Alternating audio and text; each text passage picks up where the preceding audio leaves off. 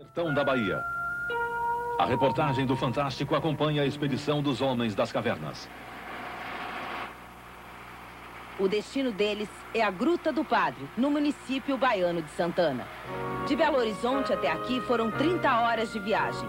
Esse grupo de pesquisadores de Minas Gerais e de São Paulo vai enfrentar um desafio inédito no Brasil: passar 21 dias dentro de uma caverna. Um trabalho de exploração a 50 metros de profundidade, sem ver a luz do sol, sem sair para nada.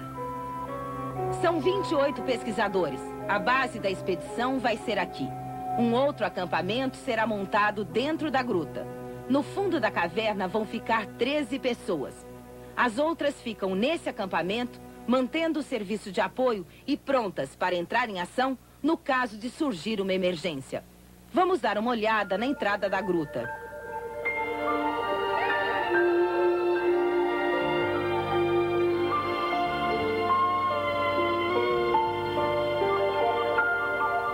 Essa caverna foi descoberta há 73 anos pelos caçadores da região. Até a década de 50, era um local de peregrinações religiosas. As pessoas vinham pagar promessas. Falam até em curas milagrosas, mas são curas que ninguém comprova. O acampamento subterrâneo vai ficar a 200 metros da entrada. A descida do material não é fácil. O que é mais pesado vai por aí. Além do que é fundamental para a sobrevivência dentro da caverna, os pesquisadores também estão preocupados com a sorte. E trouxeram essa carranca, uma espécie de amuleto que acompanha o grupo em todas as expedições. Só agora estão chegando os 2 últimos carros dessa operação. A Operação Tatus 2. Isso aí é o que eles chamam de sinal fechado no sertão. Todos os pesquisadores são estudantes universitários. Estudantes de engenharia, biologia, medicina e geologia. Nesse trabalho, eles são os espeleólogos, ou seja, especialistas no estudo e exploração de grutas e cavernas. Além de dar apoio aos 13 espeleólogos que vão passar 21 dias dentro da caverna do Padre, a equipe externa tem uma outra missão, e muito importante, que é fazer um levantamento total das grutas da região. Até agora já foram descobertas 13 cavernas. A última é a São Geraldo, essa para onde nós estamos indo agora. Daqui até lá é perto, meia hora a pé. A entrada da gruta foi descoberta na semana passada pelo prefeito de Santana, Geraldo Brandão. E esse é o primeiro trabalho de pesquisa feito aqui. A primeira impressão do grupo é uma caverna de rara beleza, das mais bonitas do mundo. Um exemplo, esta formação que parece um bloco de neve cravejado de pequenos brilhantes.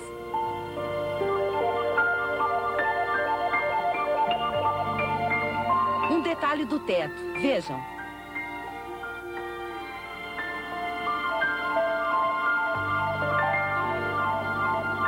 Esses estranhos desenhos de calcário começaram a se formar há 900 milhões de anos. Um ex-padre jesuíta está aqui, como convidado especial. Ele está lá embaixo, é Castor Cartelli, que veio da Espanha para o Brasil há 30 anos. E aqui ficou fascinado com a exploração de cavernas. Em 11 anos de pesquisas, o professor Cartelli já viveu, no total, 365 dias dentro de cavernas e recolheu 30 mil peças, ossos de animais pré-históricos. Só para efeito de comparação, ele tem 25 mil peças a mais do que o Museu Nacional do Rio. Olha aqui, depois de caminhar 100 metros aqui pela Gruta São Geraldo, o grupo acaba de fazer uma descoberta. Essa formação em particular à nossa frente, que foi a nossa descoberta, está batizado com Arco do Triunfo e vai ficar com esse nome, é uma formação inédita. Pela primeira vez se vê alguma coisa desse tipo. Toda essa rocha branca à nossa volta, tudo que vocês veem de branco à nossa volta, é formado por gotejamento de água, pingamento consecutivo de água. Você está deslumbrado? Não, é simplesmente maravilhoso. Uma outra descoberta deixa o professor Cartelli impressionado. Essa formação ainda é um mistério para os pesquisadores. Não se sabe exatamente como ela surge e cresce, pouco a pouco. Mas que maravilha. E está ainda úmida, quer dizer, está fazendo-se agora, está, né? Está em formação. Em formação. Quer dizer, ela está se formando de Tá baixo crescendo, para de cima. baixo para cima. Quer dizer, isso aqui um dia pode encontrar o teto lá em A cima? tendência é essa. E essa formação é uma... Mas isso pode demorar quanto tempo para encontrar o teto lá em cima? milhares e milhares de anos. Milhares e milhares mesmo. O professor Cartelli veio para cá com um sonho. Encontrar a mandíbula de um animal pré-histórico que 10 mil anos atrás andava aqui pelo sertão da Bahia. O Toxodon, que lembra um pouco o nosso conhecido rinoceronte. O professor está remontando o esqueleto do bicho peça por peça. Achar a parte que falta é como acertar a quina da loto. Mas hoje, o professor está num dia de sorte. Olha aqui a mandíbula. Hã? A mandíbula. Olha se está inteira. Olha aqui. Tá vendo? Aí está, olha. Beleza. Ela está quebrada, não é? Olha, deixa eu tirar bem. Vou dar uma soprada agora. Olha, outro dente aqui. Sopra. Vou dar uma sopradinha aqui. Vou fazer o seguinte. Aí está saindo. Está quebrada. Ó, é bem televisivo o bichinho, né? Mal sabia ele. Então, é a primeira vez que isso deve acontecer numa televisão, viu? O Toxodon é um animal extinto. O jeitão dele era esse aí. O bicho tinha quase 4 metros de comprimento. Algo como o tamanho de um Fusca.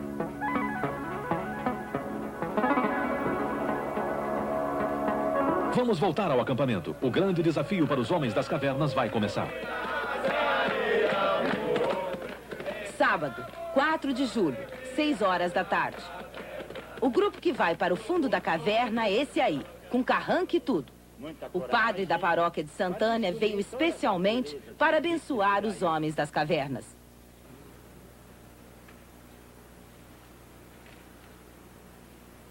Depois de 6 meses de preparação, finalmente chegou a hora de entrar na caverna. Chegou a hora de tentar bater o recorde sul-americano de permanência subterrânea. Serão 21 dias sem ver a luz do sol. Entrar numa caverna a essa hora dá um pouco de medo. A gente lembra logo dos filmes de terror. E imagens simples podem parecer meio assustadoras. Aqui embaixo, a pedra parece um sapo gigante. Quando a gente se afasta um pouco, não enxerga um palmo na frente do nariz. Aqui é o Zerito fazendo o primeiro chamado. Eu vou pedir agora para ligar a energia elétrica para baixo. Lá em cima, no acampamento externo, tem um gerador que manda energia elétrica para cá. Mas ele vive quebrando e a equipe só pode contar mesmo com lanternas, velas e lampiões a gás. A água é bombeada do rio subterrâneo para cá, mas essa não serve para beber. A equipe trouxe um carregamento de água mineral. Todas as camas são cobertas com mosquiteiros. Na verdade, mosquito não é problema, mas é preciso se proteger dos morcegos. Um toque místico aqui no acampamento. O administrador de empresa José Luiz Cardoso, o baiano, trouxe uma tenda em forma de pirâmide. Uma cena nada comum dentro de uma caverna. Um escritor trabalhando. O arquiteto paulista Cleiton Lino está terminando um livro que vai ter edições em português e inglês. O tema não poderia ser outro: cavernas. Então a Gruta do Padre vai certamente ocupar um espaço significativo na obra, tanto porque vou estar completando esse livro aqui, como pela expedição em si. Depende agora dos resultados, vou falar mais ou menos em função dos resultados que a gente obtiver. A base da alimentação dos homens das cavernas são os enlatados. Hoje é dia de feijoada. Delícia. No grupo estão 11 homens e apenas 2 mulheres. Lília, de 20 anos, bióloga, e Heloísa, 25 anos. Aqui embaixo, o ar é muito úmido, um ar pesado. A temperatura é constante, em torno de 20 graus. Apesar disso, a gente está constantemente suando. Operação Tatus 2, primeira reunião. Na reunião, eles acertam tudo. quem vai fazer a comida, o cardápio do dia e como conduzir o relacionamento para evitar atritos entre eles. As pesquisas demonstram que o convívio prolongado em lugares fechados eleva muito o nível de tensão, de angústia. Nesse primeiro dia, o ambiente ainda é ótimo e a reunião bem descontraída. Não, uma tem que ficar para lavar a louça, certo? Quem vai lavar a louça? O que é? Bom, aí está no ar. Todos nós, é claro. Certo? Agora, começa pelas meninas. O espírito machista dos velhos homens das cavernas parece que baixou por aqui. A vassoura veio parar na minha mão. As panelas nas mãos de Heloísa e de Ângela, nossa coordenadora de produção. Aqui quem tá falando é o Enzo, entendeu? O telefone é o único contato com o mundo lá fora, mas com uma diferença.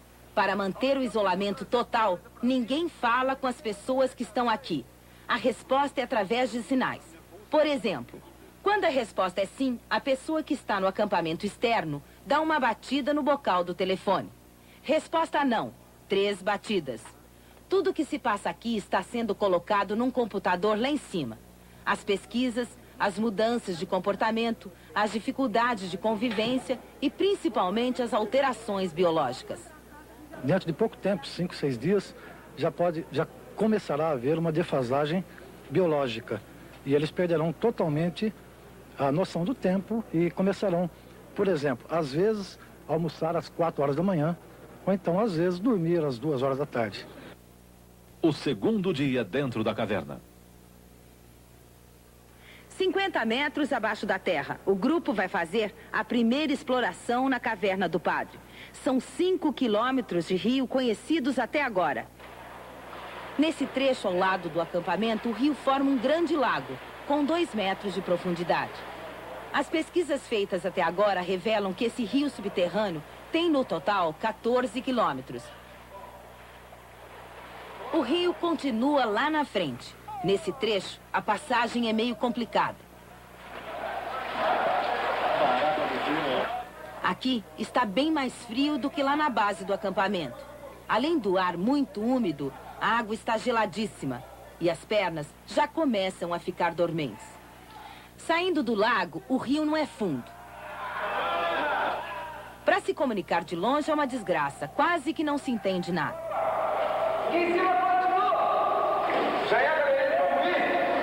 Dentro de uma caverna, a gente descobre estranhos sons. As paredes, por exemplo, têm um som metálico.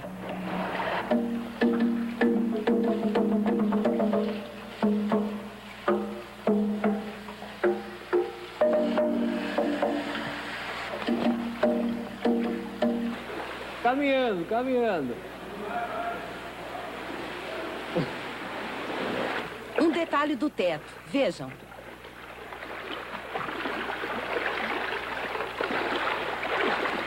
Os pesquisadores fazem um completo levantamento da Gruta do Padre. Medem tudo. Eles também tentam encontrar uma fonte de água que possa abastecer essa região baiana. Quem se mete numa aventura dessas não pode ter medo de nada. Nem de altura, nem desses bichos aí que eles chamam de piolho de cobra, e nem de morcego ou aranha. O que vocês encontraram aí? Bom, filma aqui, ó. Nós encontramos um bichinho que é da categoria dos troglobes. São os animais altamente especializados à vida na caverna. Por causa do ambiente da caverna ser muito escuro e ser muito estável, só alguns tipos de bicho conseguem sobreviver. Vocês olham que como a adaptação dele, ó, ele não tem olhos e é despigmentado. Ele é cego e não tem cor. Isso. Esses animais são raríssimos e têm que ser protegidos. Por isso que é importante a gente proteger as cavernas, porque protege esses bichos que só são encontrados dentro das cavernas. Estamos há 4 horas caminhando pelo rio. O grupo está cansado e vai continuar a exploração amanhã. Andamos no máximo 2 quilômetros. Ainda faltam 12. O que faz você largar a mulher, os filhos e caminhar dentro de uma caverna assim durante dias? O que te fascina tanto? Procurar conhecer coisa nova, lugar nunca pisado, nunca explorado. fazer fotografia daquilo que eu gosto, é um assunto que eu gosto, e a coisa que eu mais gosto é fazer fotografia disso. E o básico é aquele instinto de aventura de conhecer aquilo que ainda não foi explorado. Ninguém sabe que horas são, se é dia, se é noite. Os relógios ficaram lá fora. Para eles, o dia de 24 horas não existe. Não há qualquer referência. Aqui o tempo é contado em ciclos. As pessoas estão trabalhando mais e também dormindo mais. Logo nos primeiros dias, a mudança que se viu foi a seguinte.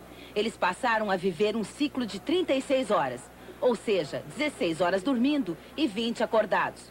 Organicamente, eles lembram o comportamento de um bebê. Só comem e dormem na hora que dá vontade. O que vai acontecer daqui pra frente, ninguém sabe. 21 dias isolados dentro de uma caverna. 504 horas sem ver a luz do sol. Hoje, domingo, eles estão completando 8 dias dentro da caverna. Ainda não chegaram nem na metade da aventura. Mas uma coisa é certa. Se resistirem, essas 13 pessoas terão para contar uma aventura inesquecível.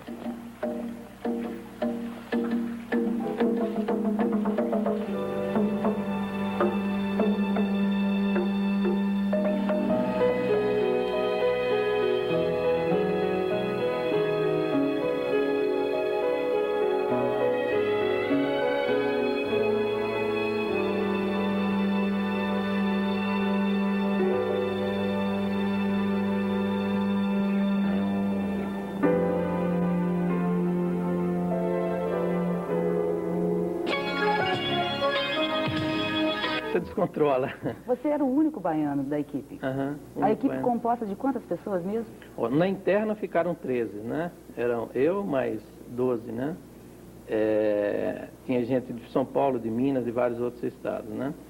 E eu fui o único baiano que tive essa honra de estar lá dentro e me honro muito com isso. Prefeito, com tanta gente visitando a gruta, isso não pode trazer riscos, inclusive para a própria gruta? Não vai ter que ter um tipo de orientação?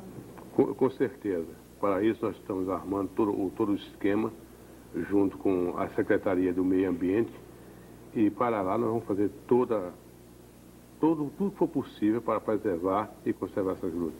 Em termos de hospedagem, abastecimento, tudo isso pode vir a ser problema, não é? Com certeza, mas a Baiatusa, a Intur, já vão fazer lá em Santana alguns hotéis, ajudando a melhoria dos hotéis da cidade e mesmo alguns campi na região. Isso vai facilitar bastante. José Luiz, fala um pouco da formação da gruta, em termos de Brasil. Já se encontrou algo tão formidável assim, não só em tamanho, mas em termos de formação? Em termos de formação, existe grutas em São Paulo, a de Santana em São Paulo, existe em Goiás, a São Mateus, também muito bonita. Mas essa teve espeleotemas assim, inéditos no Brasil, a gente não conhecia, né? Na parte de biologia houve descoberta de espécies novas, a expedição, né?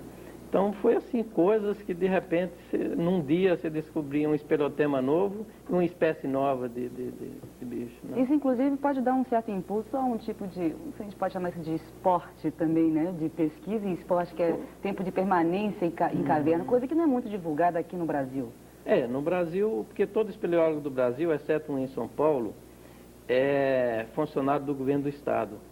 Quer dizer, no Brasil a gente não tem ainda. Eu, inclusive, vim a Salvador, eu atualmente moro em Minas, vim a Salvador tentar ver se eu venho para a Bahia, fazer trabalho na Bahia. A Bahia tem, das 6 maiores grutas do Brasil, a Bahia tem 3 grutas e tem a maior gruta da América do Sul. E não tem um espeleólogo no governo da Bahia. Então, a gente veio para isso, né? Prefeito, isso inclusive, quer dizer, isso agora está tendo uma maior divulgação, mas as grutas sempre estiveram lá. Por que Santana nunca teve realmente o peso que deveria ter, em termos de turismo? Não foi exatamente com a criação dessa grande expedição que for fazer as pesquisas, aí nós tivemos que abrir estradas e, aos poucos, fomos descobrindo mais uma, mais outra, até chegar ao número de 20 grutas no município. Como é que Santana vive financeiramente? Vive da pecuária e vive orgulhosa com as suas novas grutas e quer convidar a Bahia, o Brasil inteiro, para conhecê-las. Mas financeiramente vive bem? Não. nós estamos sofrendo o momento nacional, entendeu? Mas com grandes esperanças que o turismo venha a mudar a situação econômica da nossa região. Falar em situação econômica, vocês pesquisadores, né, espeleólogos, vocês têm algum tipo de incentivo por parte de alguma fundação ou algo do gênero, do governo mesmo, para fazer esse tipo de expedições? Não, no Brasil nós não temos, inclusive para essa operação Tatus, né? Nós, assim, a maior parte das despesas foram com despesa do próprio bolso nosso, né? A não ser a ajuda que nós tivemos da Prefeitura Municipal, né? Nós tivemos um pouco de ajuda aqui do Ministério do Exército, aqui do General Santa Cruz. Do governo do estado da Bahia, ele vai iniciar as ajudas agora, né? Assim, para as grutas, mas para a operação mesmo não se existe no Brasil ajuda espeleóloga. Bom, a gente espera que realmente Santana viva bons dias, né? E que a gruta realmente seja bem tratada. Muito obrigado pela presença no senhor. Muito obrigado também. No próximo bloco, o deputado Otto Alencar fala da relação